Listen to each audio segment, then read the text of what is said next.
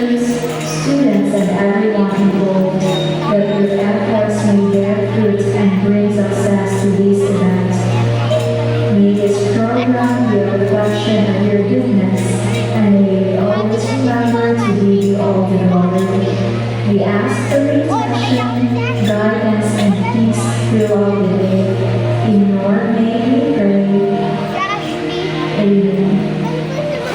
Amen. In the name of the Father, and of the Son, and of the Holy Spirit. Amen. Isang palakpakan na ulit!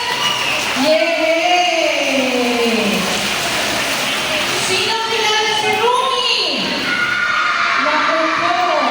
Si Rumi lang ang kilala ko. Matrix. Okay, mamaya nakikita na sila, no? Again, good morning po sa inyong lahat, sa ating mga parents, sa ating mga teachers na nandito from Santo Niño Elementary School.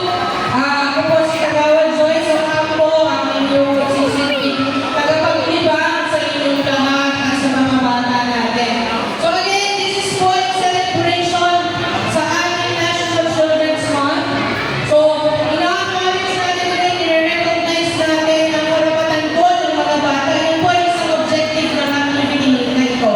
Karapatan po nila makapaglaro at maramdaman na sila ay bata.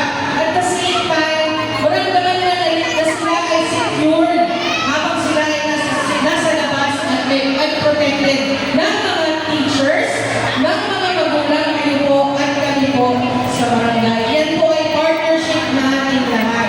So sa ngalan po ng ating kapitan, hindi na po sila, wala pa. Ngayon po ay pinabalik natin ang buong barangay council na National Children's Month, Happy Children's Month, and today we celebrate our Barangay Santo Niño Kids Day 2025. Yay!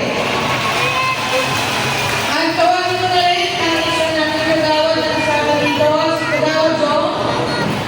May short message ko ba para sa ating mga bata at para sa mga magulang?